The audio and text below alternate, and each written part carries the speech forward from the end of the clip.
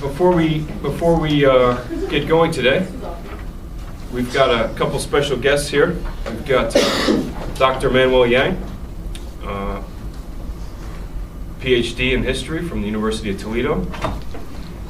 He's one of my buddies from back in my Ohio days, and he's here with Stephen Lynch, who's a student at Bowling Green University, where Manuel currently teaches history, and they're on their way to an academic conference in Massachusetts, in Amherst, called Rethinking Marxism. And yeah, I think, Manuel, you're going to present a couple things there? That's right. Good. Manuel, into doing things. When you teach classes and you post things on YouTube, don't you? I do. So all this stuff we're going to be shooting today is going to be up on YouTube very soon enough. Great. So please speak your mind. Okay. So yeah, so let's welcome them.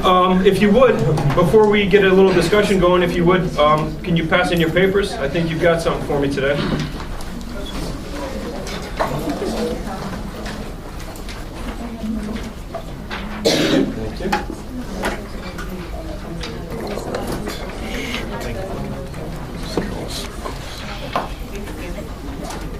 Thank you.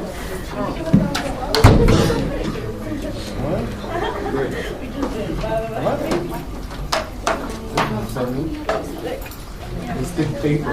I got it like that. Wait, what is this for? Oh, just for fun. He teaches, if you're uncomfortable with it, is anyone, when Manuel teaches, he puts some of the stuff on YouTube, and he's got a YouTube channel I'll send you the link for, and he just, part of his travels, it's like a video diary, not a video diary, what you call it? Who asked that question? Yeah, we are a member of an SOS collective, SOS Brigade, which is a multimedia arts collective, BG. And student. It's not me for a reason. Were you asking the question? No, I was wondering why he's in the middle of the circle. Oh, it's. Charles. Charles. Oh, I'm sorry. Charles. Charles, why don't can we slide down a little bit? Yeah, we want everybody to be. I didn't know you guys didn't want me in the circle. No, come on. It's going to be a great weekend.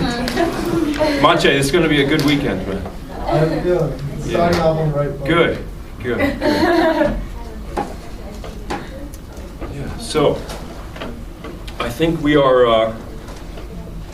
Manuel and Stephen, maybe we could tell them briefly about the class a little bit.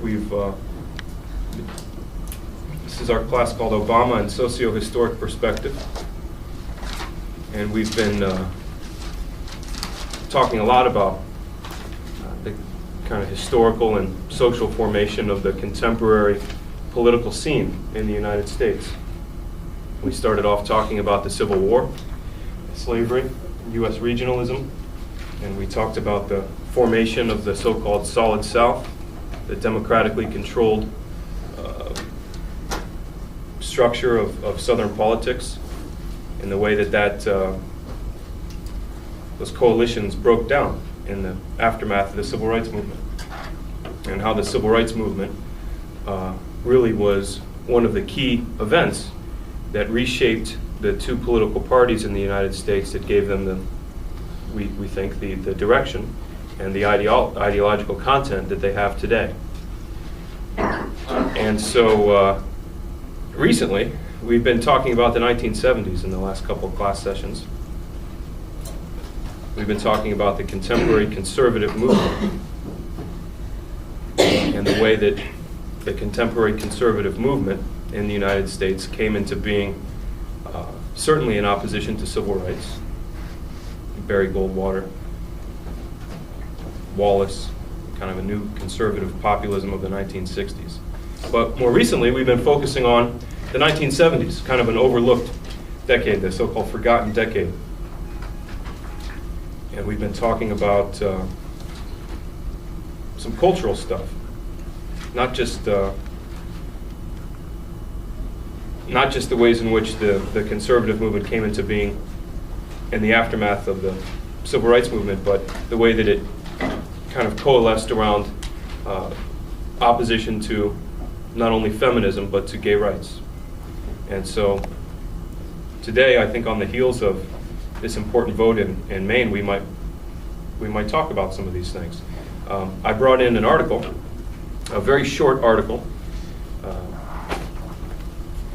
there's a lot we've got to talk about, guys. Manuel, we were in Price Shop earlier this morning, and Manuel said something really nice. You know, we had to get some cream for the coffee this morning. Yeah, it's a great store, isn't it? Price Shop. Yeah. And we were reading the headlines of the local paper.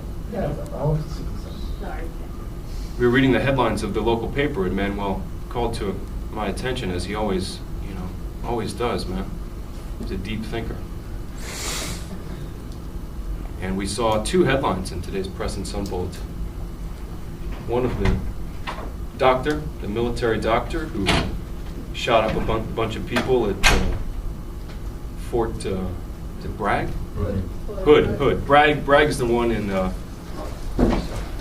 Carolinas, right? Hood is the one in Texas. Fort Hood. And then below the fold in the paper, there was a report of a guy in Shenango County, a preacher, who was embezzling money from, was it Habitat for Humanity? That's right. Did you see this? So we've got, what is the world? Manuel said something great. You know, what's the world coming to? We've got a doctor killing people and a preacher who's stealing. So maybe as a teacher, we should come into class today and preach ignorance. But I don't think we want to do that. Anyway, I brought in a short article from a nice online widely read political newspaper. According to the website, it's America's best political newspaper, where Manuel himself has published several occasions. And you yourself. No, stop. And this is an article called "Questions and Answers from Maine," and it's very short. It's about only a page of the recent gay rights showdown and shutdown in Maine. That was the vote from Tuesday, repealing same-sex the right for same-sex couples to get married in Maine. So I'd like to read you this, and maybe we can open it up and kind of reflect on some of the things we've been talking about, and we'll take it from there. Hi, Mary. Welcome. This is Mary. She's one of my better students. Mary, we're going to put some of this up on YouTube if you don't mind. If anyone objects, of course, we'll edit you out. No problem. Thanks, David. Yeah, right. Okay, so anyway, Alan Thayer, who is a co-founder of the Chicago-based Gay Liberation Network and former national protest organizer for a website called StopDrLaura.com. Dr. Laura, you guys know who Dr. Laura is? She's an AM radio talk show host. You know who she is? Like, down to business, I guess is a nice way to put it. She's really straightforward. She is very straightforward, yeah. She's one of these family values type of people, like we were reading in this Brightward Bound book. Kind of a... So when people call in with like their problems, and she gives them like a dose of reality, with not the nicest words, kind of thing. Yeah, tough love. Yeah. Like Dobson. So, dare to discipline your children. The strong-willed child. We were reading in that Lassiter article. In any case, let me read. Questions and Answers from Maine. This was published yesterday. In the end, it wasn't even close. While late polling said Maine's question number 1, which was the name of the piece of legislation that was defeated, late polling said that Maine's question number 1 was a dead heat. The so-called Bradley effect, likely voters wanting to appear to pollsters to be more liberal than they actually were in the voting booth, meant that the pro-gay side lost by more than a 5-point spread.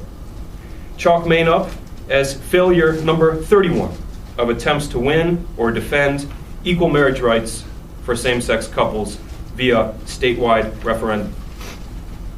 Unlike many of the previous defeats, Maine was so winnable. This was about as far away from the Bible Belt as you could get. Nearby Massachusetts, with its influential media market, had for years shown that equal marriage rights didn't make the sky fall.